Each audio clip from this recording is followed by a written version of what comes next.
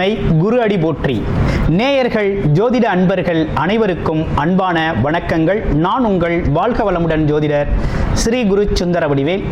இப்போ பார்த்தீங்கன்னா 2025 செப்டம்பர் மாத பலாபலன்கள் ஒவ்வொரு ராசிக்கும் எப்படி இருக்கும், என்ன செய்யலாம், என்ன செய்யக்கூடாது, என்ன விதமான வழிபாடுகள் உகந்ததாக இருக்கும், நட்சத்திர பலன்கள் எப்படி இருக்குது அப்படிங்கிறதை பற்றி முழுமையாக நம்ம விரிவாக ஒவ்வொரு ராசிக்கும் நம்ம பார்க்க இருக்கிறோம்.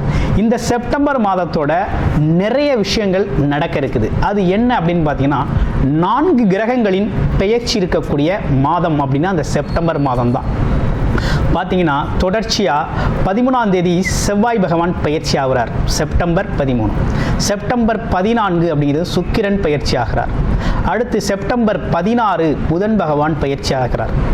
அடுத்து செப்டம்பர் 17 சூரியனும் பார்த்தீங்கன்னா அடுத்த ராசிக்கு பயணம் போகிறார். அப்போ இந்த காலகட்டத்தில் பல்வேறு விதமான மாற்றங்கள், கிரகத்தின் மாற்றம் எப்படி நடக்குது அப்படிங்கிறத பொறுத்து ஒவ்வொரு ராசிக்கும் பல்வேறு விதமான மாற்றங்களை, முன்னேற்றங்களையும் எதிர்பார்க்கக்கூடிய மாதமாக இந்த மாதம் அப்படிங்கிறது அமைஞ்சிருக்குது.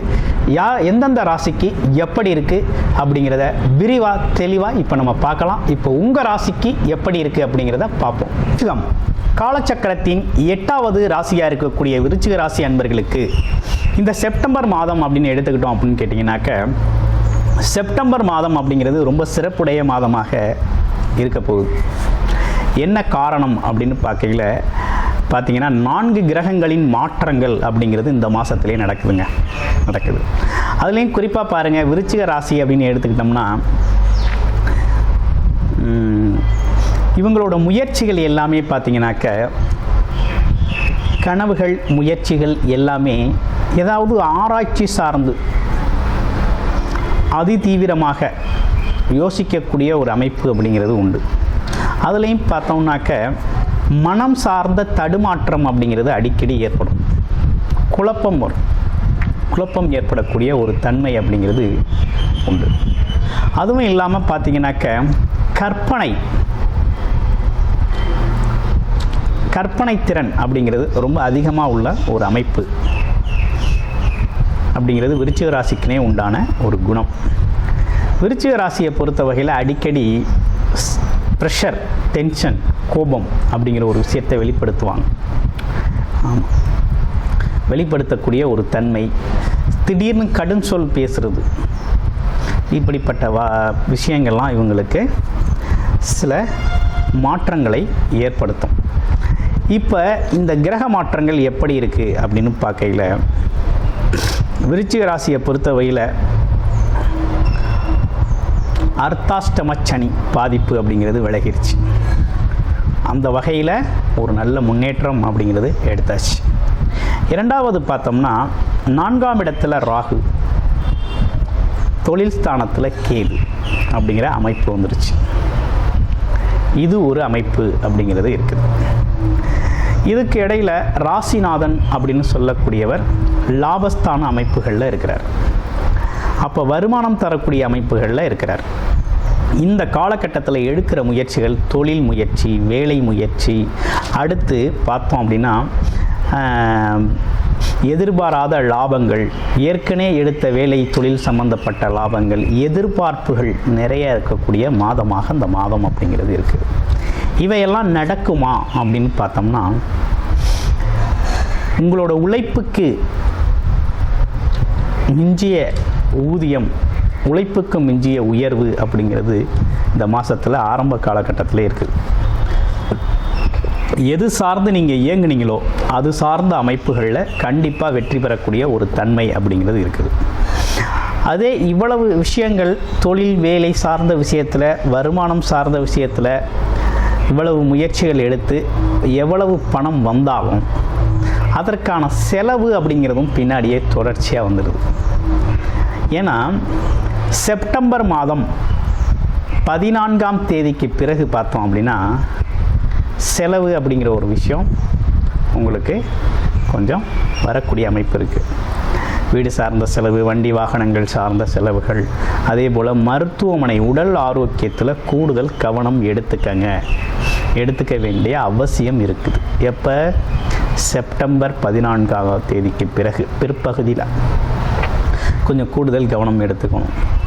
ஆமாம், இதே நேரத்தில் என்ன தோணும், சில பேருக்கு வெளியூர் போகணும், வெளிநாடு போகணும், வேலைக்காக தொழிலுக்காக போகணும் அப்படின்னா அந்த காலகட்டத்தை பயன்படுத்தி போயிட்டு வரலாம். ரொம்ப சிறப்பாக இருக்கும், நல்லா இருக்கக்கூடிய தன்மையை தான் கொடுக்குது. முழுக்க வேலை தொழில் அமைப்புகளுக்காக வெளியில் பயணம் பண்ணுறது அப்படிங்கிறது ரொம்ப நன்மையை தரக்கூடிய ஒரு அமைப்பாக இருக்குது. இப்போ என்ன நடந்திருக்கு அப்படின்னா, அடுத்து பாருங்கள், சுக்கிரன் அப்படிங்கிறவர் உங்கள் ராசிக்கு 7க்குடைய சுக்கிரன் 10ஆம் இடத்துல வந்து அமர்வார். தொழில் ஸ்தான அமைப்புகளில் அமர்றாரு. அப்போ தொழிலதிபதியும் அங்கே ஆட்சி பெற்று இருக்கக்கூடிய ஒரு தன்மையோடு இருக்கிறதுனால தொழில் சார்ந்த முயற்சிகள் முன்னேற்றங்கள் அப்படிங்கிறது ரொம்ப நல்லாயிருக்கும்.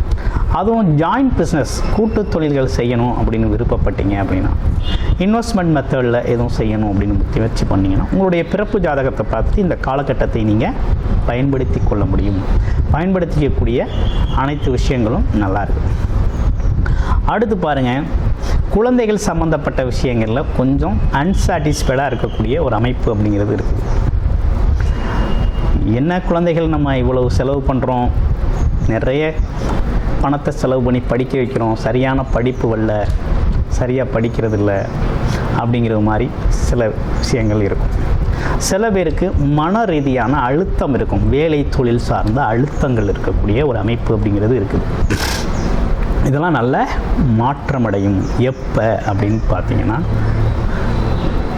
அந்த செப்டம்பர் மாதத்தோட பிற்பகுதியில் பார்த்தீங்கன்னா, செப்டம்பர் மாதம் பிற்பகுதிக்கு பிறகு தான் உங்களுக்கு இந்த மாதிரி விஷயங்களில் சிக்கல்கள் வரக்கூடிய அமைப்பும் குழப்பம் வரக்கூடிய அமைப்பும் இருக்குது. அப்போ இந்த காலகட்டத்தை எப்படி கடந்து போகிறது அப்படின்னா, ஆஞ்சநேயர் கோயில் வழிபாடு அப்படிங்கிறத தொடர்ச்சியாக நீங்கள் சனிக்கிழமைகளில் செஞ்சுட்டு வாங்க. மனம் பலப்படும், ஒரு தெளிவான விஷயங்கள் கண்ணுக்கு புலப்படும். அப்போ இது சார்ந்த விஷயங்களில் இருக்கக்கூடிய தடைகளை நீக்கி முன்னோக்கி போகக்கூடிய அமைப்பு அப்படிங்கிறது உருவாகும். ராகு கேது அமைப்புகள் என்ன சொல்லுது அப்படின்னு பார்த்தோம்னா, வண்டி வாகனம் சார்ந்த விஷயத்தில் கொஞ்சம் கூடுதல் கவனம் எடுத்துக்கணுங்கிற அமைப்பு அப்படிங்கிறது இருக்குது. ஆமாம், நீண்ட தூர பயணங்கள் போகிறது, இப்படிப்பட்ட விஷயங்களில் கூடுதல் கவனம் எடுத்துக்கணும். அதே நேரத்தில் பார்த்தீங்கன்னாக்க, அலைஞ்சு திரிஞ்சு தான் ஒரு வருமானத்தை ஈட்டணும் அப்படிங்கிற அமைப்பு, ஒரு டென்ஷன், ஒரு ப்ரெஷர் அப்படிங்கிறது அந்த வருமானம் வர்ற வழிகளில் இருந்துக்கிட்டே இருக்கும். தொழில் அமைப்பாக இருந்தாலும் சரி, வேலை அமைப்புகளாக இருந்தாலும் சரி, வியாபாரம் சார்ந்த தொழில்களாக இருந்தாலும் சரி, ஆமாம், ஒரு ப்ரெஷர் அப்படிங்கிறது இருந்துக்கிட்டு இருக்கும். அது தற்காலிகமானது தான், அதை பார்த்து நீங்கள் பயம் கொள்ள தேவையில்லை. உடல் ஆரோக்கியங்கள்லாம் எப்படி இருக்குது அப்படிங்கிறத பார்க்கும். உடல் ஆரோக்கியம் சார்ந்த விஷயத்தில் கொஞ்சம் கூடுதல் கவனம் அப்படிங்கிறது எடுத்துக்கணும் செப்டம்பர் 14ஆம் தேதிக்கு பிறகு. அடுத்து பெண்கள் குடும்ப அமைப்புகள்லாம் எப்படி இருக்குது அப்படின்னா, கொஞ்சம் வாக்குவாதத்தை தவிர்த்துக்கணும். வீண் வாக்குவாதங்களை தவிர்த்துக்கிறது அப்படிங்கிறது ரொம்ப நல்லது. தவிர்த்துக்கிட்டால் குடும்ப அமைப்புகள் ரொம்ப நல்லாயிருக்கும். உங்களுடைய ராசியில் இருக்கக்கூடிய நட்சத்திரங்களுக்கு என்ன பலன் அப்படின்னு பார்த்தோம்னா, முதல் நட்சத்திரம் விசாக நட்சத்திரம். விசாக நட்சத்திரத்தை பொறுத்த வகையில் பார்த்தீங்க அப்படின்னா, இந்த காலகட்டத்தில் தொழில் சார்ந்த முயற்சிகள், வேலை சார்ந்த முயற்சிகளில் அதீத ஈடுபாடு இருக்கும். அதில் வெற்றி பெறக்கூடிய அமைப்பும் ரொம்ப நல்லா இருக்குது. அது சார்ந்த முயற்சிகள் கை கொடுக்கக்கூடிய தன்மையும் நல்லா இருக்குது. குடும்ப அமைப்புகளில் இருந்த சிக்கல்கள், பிரச்சனைகள் ஒரு தீர்வாகும், ஒரு தெளிவு கிடைக்கும், நம்ம சமாதானம் அப்படிங்கிற ஒரு விஷயம்லாம் ஏற்படும். அடுத்து அனுச நட்சத்திரம். அனுச நட்சத்திரத்துக்கு எப்படி இருக்குது அப்படின்னு பார்த்தோம்னா, மனதில் ஒரு வெறுமை அப்படிங்கிறது ஏற்பட்டுக்கிட்டே இருக்கும். அந்த தொழில் செய்யலாம், அந்த தொழில் செய்யலாம் அப்படிங்கிற எண்ணமும் வரும். அதே நேரத்தில் அது சார்ந்த நெகட்டிவிட்டி மைண்டும் வரும். அதை செஞ்சால் இப்படி போயிடுமோ, இதை செஞ்சால் அப்படி போயிடுமோ அப்படிங்கிற குழப்பமும் வரும். இந்த மாதிரி விஷயங்கள் அப்படிங்கிறது வந்து போகக்கூடிய ஒரு தன்மை அப்படிங்கிறது இருக்குது. இருந்தாலும் குழந்தைகள் சார்ந்த, குலதெய்வம் சார்ந்த விஷயங்களில் கொஞ்சம் அடிக்கடி குலதெய்வ கோயிலுக்கு போயிட்டு வரணும். குழந்தைகள் சார்ந்த விஷயத்தில் குழந்தைகளுக்கு அதீத அக்கறை அமைக்கிறது அப்படிங்கிறது ரொம்ப நல்லது. அடுத்து வருமானம் வரக்கூடிய வழிகளில் ஒன்றும் பெரிய பிரச்சனை இல்லை. அது வருமானம் அப்படிங்கிறது இயல்பாகவே வரும். ஆமாம். அடுத்து பாருங்கள், கேட்டை நட்சத்திரம். கேட்டை நட்சத்திரத்துக்கு எப்படி இருக்க போகுது அப்படின்னு பார்த்தோம்னா, கேட்டை நட்சத்திரத்தை பொறுத்த வகையில் பார்த்தீங்க அப்படின்னா, இந்த ஆகஸ்ட் 18ஆம் தேதி, அதாவது செப்டம்பர் 18ஆம் தேதிக்கு பிறகு பார்த்தீங்கன்னாக்க, நீங்கள் எதிர்பார்த்த மாதிரி லாபங்கள், எடுத்த முயற்சிகளில் தொழில் லாபம், வேலை, தொழில், வருமானம் சார்ந்த விஷயத்தில் இருக்கக்கூடிய லாபங்கள் பார்த்தீங்கன்னா அதிகரிக்கும். ஆசைகள், எண்ணங்கள் நிறைவேறக்கூடிய நல்ல அமைப்பு அப்படிங்கிறது உருவாகிருக்கு. அப்போ உங்களோட புத்திசாலித்தனத்தால் நீங்கள் செஞ்சு வச்சுருக்க வேலைகள், ஆமாம், வேலை, தொழில் சார்ந்த அமைப்புகளில் நல்ல வருமானம் வரக்கூடிய தன்மையை கொடுக்குது. அது மட்டும் இல்லாமல், ஆமாம், நீண்ட நாளாக எதிர்பார்த்த பணவரவு, பொருள் வரவு, தனவரவு, இப்படிப்பட்ட விஷயங்கள்லாம் இலகுவாக உங்களுக்கு அமையக்கூடிய காலகட்டமாக அந்த காலகட்டம் அப்படிங்கிறது இருக்குது. கமிஷன் சார்ந்த தொழில்கள் மிகப்பெரிய லெவலில் வெற்றி பெறும். பெயர் புகழ், படிப்பு, இது சார்ந்த விஷயங்களுக்கெல்லாம், குழந்தைகளுக்கெல்லாம் நல்லா இருக்கக்கூடிய ஒரு அமைப்பு அப்படிங்கிறது உருவாகுது. ஸோ இப்படிப்பட்ட கோச்சார பலன்கள் அப்படிங்கிறது இந்த மாதிரி கிரக மாற்றங்களாக விருச்சிக ராசிக்கு இப்படி இருக்குது. இப்போ நீங்கள் செய்ய வேண்டிய முக்கியமான விஷயம் என்னென்னா, உங்களுடைய பிறப்பு ஜாதகத்தில் என்ன தசாபுத்தி அமைப்புகள் இருக்குது அப்படிங்கிறத பார்த்துக்கிட்டிங்க அப்படின்னா, இந்த கிரக மாற்றங்களால் இருக்கக்கூடிய சிக்கல்கள் எது சப்போர்ட்டிவாக இருக்குது, எது சார்ந்த முயற்சிகள் உங்களுக்கு கை கொடுக்கும் அப்படிங்கிறத நீங்கள் தெரிந்து அதன் அடிப்படையில் முயற்சி எடுக்கையில் மிகப்பெரிய லெவலில் வெற்றி அடையலாம். நன்றி, வணக்கம், வாழ்த்துக்கள்.